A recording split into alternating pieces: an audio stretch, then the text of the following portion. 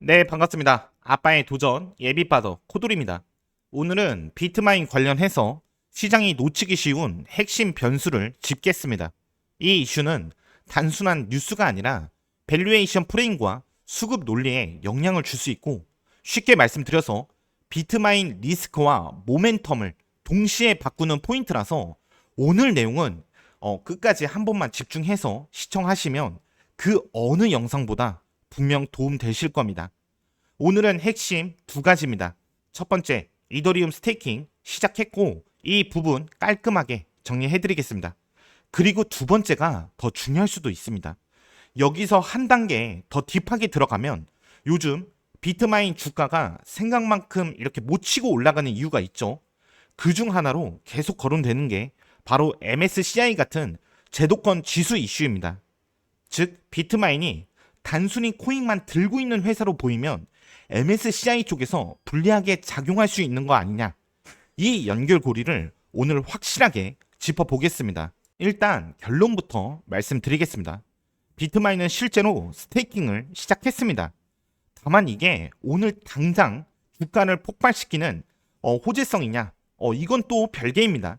왜냐하면 이 이슈는 회사의 체질을 바꾸는 방향성에 더 가깝고, 시장은 방향성만으로 잘 안 띄워주고 이 불확실성 해소와 수급이 풀려야 움직이는 경우가 많거든요.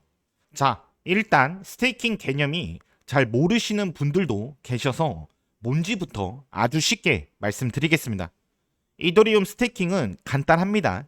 이더리움을 네트워크에 맡겨두고 블록체인을 검증하는 역할에 참여하는 거예요. 그리고 그 대가로 보상을 받습니다. 이더리움은 POS, 이 지분 증명 방식이라서 예전처럼 전기 태워서 코인을 채굴하는 구조가 아니라 코인을 일정량 이렇게 걸어두고 예치를 하고 검증에 참여하는 방식으로 네트워크가 돌아갑니다. 자, 스테이킹을 하면 얻는 게 뭐냐? 첫 번째로 아까 말씀드린 보상 부분입니다. 자, 네트워크를 안전하게 운영하는 대가로 일정한 수익이 생깁니다. 하지만 대가 없는 수익은 없어요. 운영을 대충 하거나 규칙을 어기면 페널티, 그리고 슬래싱 같은 리스크가 있고, 무엇보다 중요한 건 운영 인프라, 커스터디, 보안, 안정성이에요. 그래서 그냥 코인을 들고 있는 회사와 스테이킹을 돌려서 인프라처럼 운영하는 회사는 시장에서 보는 성격이 달라질 수 있습니다. 이제 본격적으로 비트마인 얘기로, 비트마인은 최근 이 공시 보도 자료 기준으로 2025년 12월 28일에 총 411만 525개의 이더리움을 보유하고 있다고 밝혔고, 그중 10% 가까운 물량 48,627개의 이더리움을 스테이킹 이 상태라고 명시를 했습니다. 전체 스테이킹이 아니라 큰 덩어리 중 일부부터 10%부터 먼저 예치를 해서 굴리기 시작한 단계예요. 그리고 회사는 현재 3개 스테이킹 제공자와 함께 진행하면서 2026년 초에 마반, 이 자체 검증자 네트워크와 스테이킹 인프라를 상업적으로 전개하는 방향도 같이 언급하고 있습니다. 여기서 중요한 포인트가 뭐냐면, 비트마인 측은 CESR, 이더리움 스테이킹 복합 수익률 지표를 2.82% 이렇게 예로 들면서 스테이킹이 규모 있게 돌아가면 연간 3.74억 달러 이 수준의 스테이킹 수익, 그리고 수수료 잠재력까지 이야기를 합니다. 이건 당장 확정 실적이 아니라 스케일이 붙으면 이런 그림이 나온다라는 이런 로드맵 성격이지만 방향성 자체는 톱니답게 분명하죠. 자, 여기서 아까 말씀드린 핵심 두 번째 주제, 이거 MSCI 같은 데서 코인 많이 들고 있는 회사들 빼려는 움직임이 있다던데, 그래서 스테이킹으로 우린 페이퍼 컴퍼니가 아니고 인프라 회사다, 이 명분 쌓는 거 아니냐. 자, MSCI는 2025년 10월 10일 공지에서 디지털 자산, 트레저리 성격이 강한 회사들이 투자 펀드처럼 보일 수 있다라는 시장 참가자 의견을 언급하면서, 디지털 자산 보유가 총 자산의 50% 이상인 회사는 MSCI 글로벌 이 투자 가능 시장 지수에서 제외하는 방안을 제안했습니다. 글로벌 인베스터블 마켓 인덱시즈라고 표현을 하죠. 그리고 이 의견 수렴은 어쨌든 2025년 12월 31일까지 열어두고 결론은 2026년 1월 15일에 발표. 실제 반영이 된다면 2026년 2월 정기 리뷰에서 적용될 수 있다고 명시되어 있습니다. 즉 MSCI가 그런 움직임을 보인다는 건 맞습니다. 다만 이건 아직 확정 룰이 아니라 제안과 의견 수렴, 최종 결론 대기 상태예요. 그래서 지금 시장이 불편해하는 것도 여기서 나옵니다. 어쨌든 결론이 나오기 전까지는 리스크 프리미엄이 남아요. 그럼 스테이킹이 왜 지금 현재 의미가 있냐? 핵심은 이겁니다.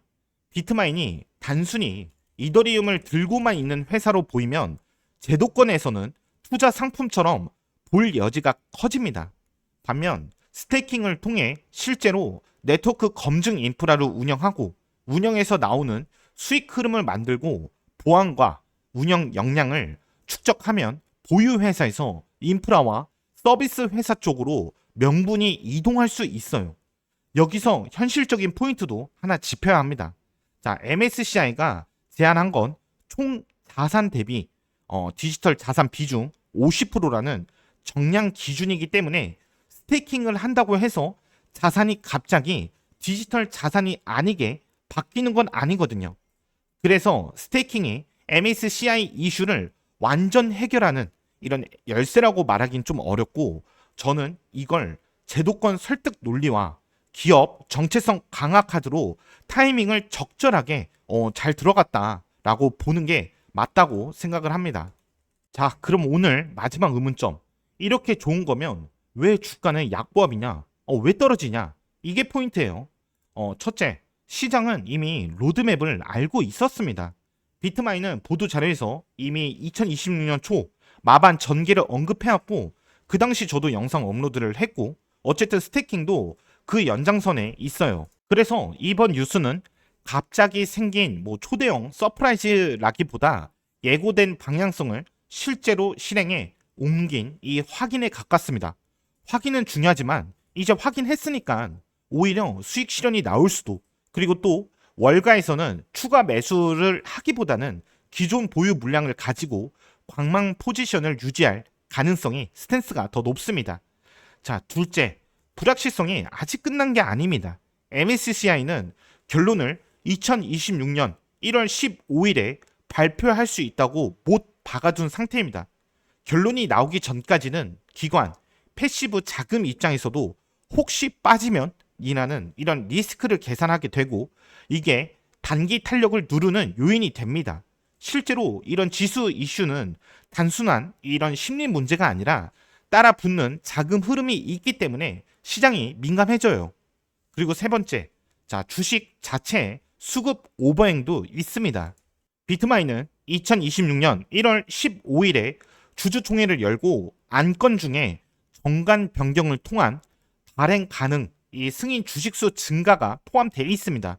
이런 안건은 시장에서 보통 추후 희석 가능성으로 읽히기 때문에 당장 무조건 상승만 보기는 지금 현재로선 어렵습니다.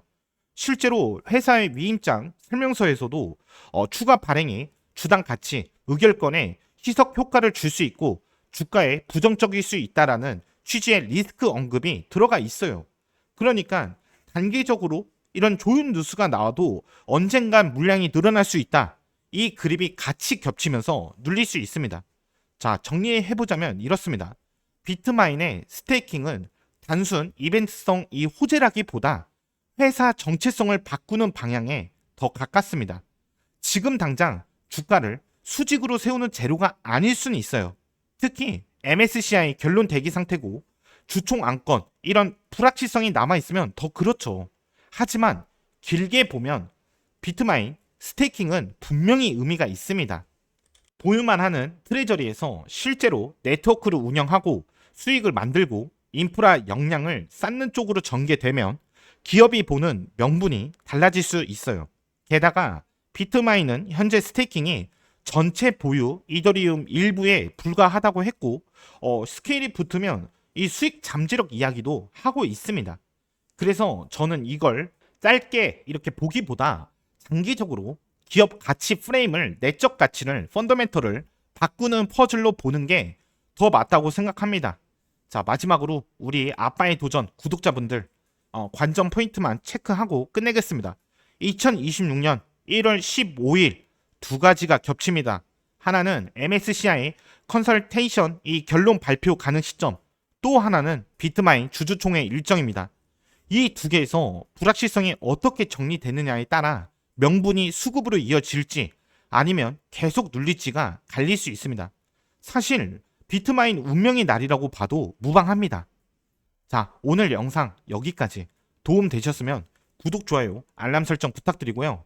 비트마인 관련해서는 제가 네이버 프리미엄 콘텐츠에서 더 길게 자료 기반으로 계속 업데이트하고 있습니다. 이번 연도 이제 3일 남았습니다.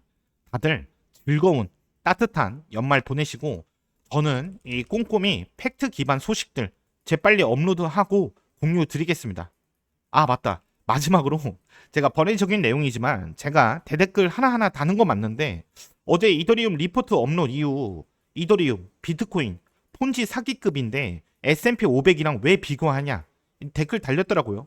참 리포트를 올려드려도 회의감 듭니다.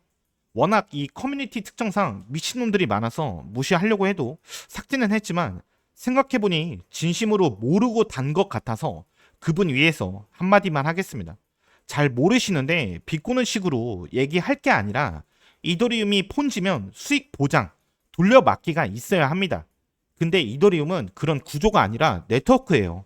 언제든 비판은 환영하지만 근거와 본인 지식 말고 팩트로 얘기하시면 좋을 것 같습니다. 비트코인 이더리움이 폰지면요 3차 이 세계 전쟁 납니다. 자, 하여튼 여러분들 끝까지 시청해 주셔서 감사합니다.